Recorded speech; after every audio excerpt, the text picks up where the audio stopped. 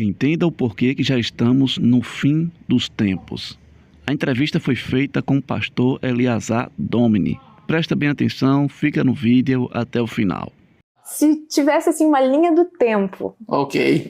Uau. O que tu acha assim que de agora para de alguns anos atrás para agora, nesse ano de 2024? Sim. Eu sei que não existe profecia de época, sei que a gente não pode nunca colocar datas para algo acontecer, mas o quão próximo tu acha que a gente tá assim, porque o início das dores às vezes pode ser algo um pouco subjetivo na minha cabeça. Eu fico pensando, será que o início das dores era 10 anos atrás, quando minha mãe via no noticiário que os filhos estavam matando as mães, e a minha mãe falava, isso é o início do apocalipse? Sim. Ou é agora em que a gente tá vendo realmente uma movimentação muito mais pesada, de agendas bem gritantes aí, querendo empurrar todo tipo de coisa e ter uma perseguição de cristãos? Bom, isso aí que você fala, esse somatório de coisas realmente nos evidenciam o final da história. Eu vou apresentar alguns aspectos bíblicos que são muito interessantes nesse quesito que você perguntou e que vão clarear um pouco mais. Quando nós tivemos a Primeira e a Segunda Guerra Mundial, muita gente achou que era o fim do mundo, porque nunca tinha tido algo naquelas proporções. Você teve a Guerra Fria e aquela coisa toda de será que é agora, Jesus está voltando e vai ter a guerra Estados Unidos e Rússia, aquela coisa toda, União Soviética, né? Só que você vai perceber que a moralidade ainda existia.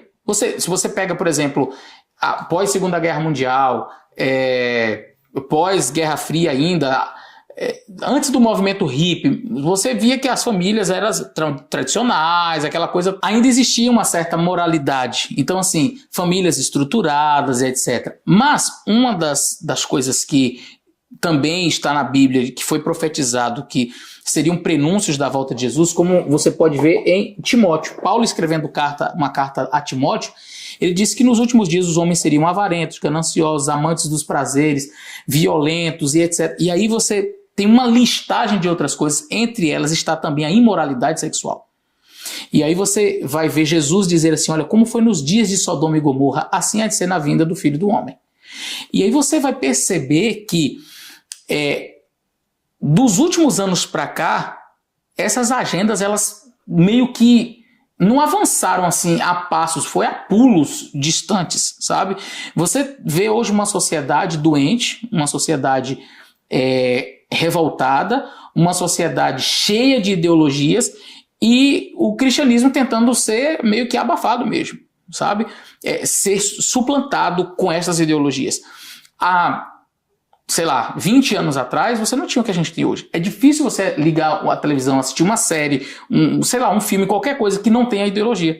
Sempre são recheados das ideologias. Então você percebe que aquelas profecias que diziam respeito à volta de Jesus, que ele mesmo fez e que também Paulo e outros falaram, então você percebe que estas profecias elas estão se cumprindo hoje.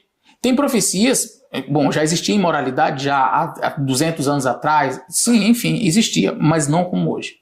E existe algum evento específico, tipo aquilo da reconstrução do templo de Salomão? É isso? Então... Eu não sei se estou falando errado. O templo de Salomão. Sim. Porque eu lembro que quando aconteceu isso, também teve aquilo do Trump reconhecer Jerusalém como capital de Israel. Eu lembro que o pessoal da igreja comemorou porque viu que isso era um prenúncio de que Jesus estava próximo. Algumas pessoas associam a volta de Jesus com algum evento voltado para Jerusalém. Particularmente, quando Cristo morre, o véu do templo se rasga de alto a baixo. Era Cristo dizendo que os serviços do templo na terra agora não eram mais necessários, no sentido de que o verdadeiro cordeiro já estava morrendo.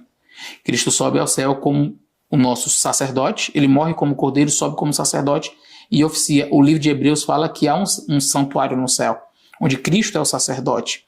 Então, nós acreditamos que, biblicamente, aquilo que dizia respeito ao santuário da terra, a tipologia, as cerimônias que envolviam o santuário terrestre, elas já tiveram seu cumprimento em Cristo, o cordeirinho e etc. Apesar de que os judeus ainda esperam por uma reconstrução, onde tem aquela mesquita lá em Jerusalém, eles esperam por isso. Mas a gente não vê Jesus falando em nenhum momento que, por exemplo, a reconstrução do templo, alguma coisa, seria um prenúncio da vinda dele. Você vai ver sempre relacionado a guerras, rumores de guerras e a questão da moralidade. Então, quando eu associo todas essas coisas que têm acontecido em nossos dias, a questão da moralidade lá embaixo, a questão das ideologias, seja ideologia de gênero, ideologia feminista, ideologia marxista, enfim, essas ideologias todas, aí eu digo assim, uau, talvez nós estejamos vivendo a última geração sobre a face da Terra. Como eu também sigo o mesmo princípio que você, de não marcar datas, nada disso, mas olhando para os acontecimentos, eu acredito que talvez nós sejamos a última geração a viver nesse planeta Terra. No caso dos nossos filhos, né?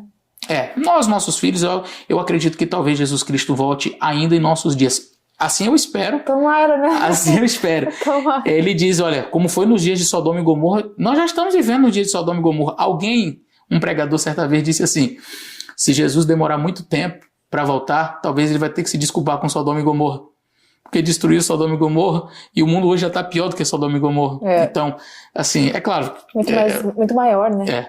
Então eu acredito que sim, a gente está bem pertinho da volta de Cristo. E o que a gente como cristão pode esperar, essa questão de, muitos cristãos falam, eu tenho que ler a Bíblia porque um dia eu não vou ter essa Bíblia nas minhas mãos. Eu vejo pessoas de várias denominações falando isso, e eu acho isso muito interessante, porque eu penso assim, poxa, são denominações diferentes, né, são igrejas diferentes, pregam algumas coisas diferentes, mas essa verdade, essa ideia de que haverá uma perseguição, sim, e que a Bíblia não estará nas nossas mãos para sempre, isso é algo que a gente tem que levar como uma verdade.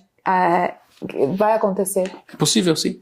É possível sim. A perseguição ela acontecerá e é possível sim que as Bíblias sejam tiradas ou pelo menos adulteradas. Eu acredito que hoje Satanás trabalha muito mais com essa ideia de talvez de corromper, da corrupção. Eu já vi gente querendo reescrever a Bíblia, tirando partes que eles não concordam. Vão tirar machismo, vão tirar a homofobia da Bíblia, pastores dizendo que temos que atualizar a Bíblia. Quer dizer, então talvez, eu não tenho assim clareza olhando para a Bíblia e dizer assim, vai ser retirada ela fisicamente, porque Satanás ele muda as estratégias. Pode ser que ela seja retirada, queimada, destruída, sim, mas pode ser que talvez muita gente esteja esperando ser retirada quando na verdade ela está sendo corrompida, pessoas queiram modificar. Por isso eu digo, se você tem, estude, leia e guarde aqui. Por quê? Porque se um dia mexerem, se um dia tirarem, se um dia arrancarem fora, se um dia queimarem, ela está aqui.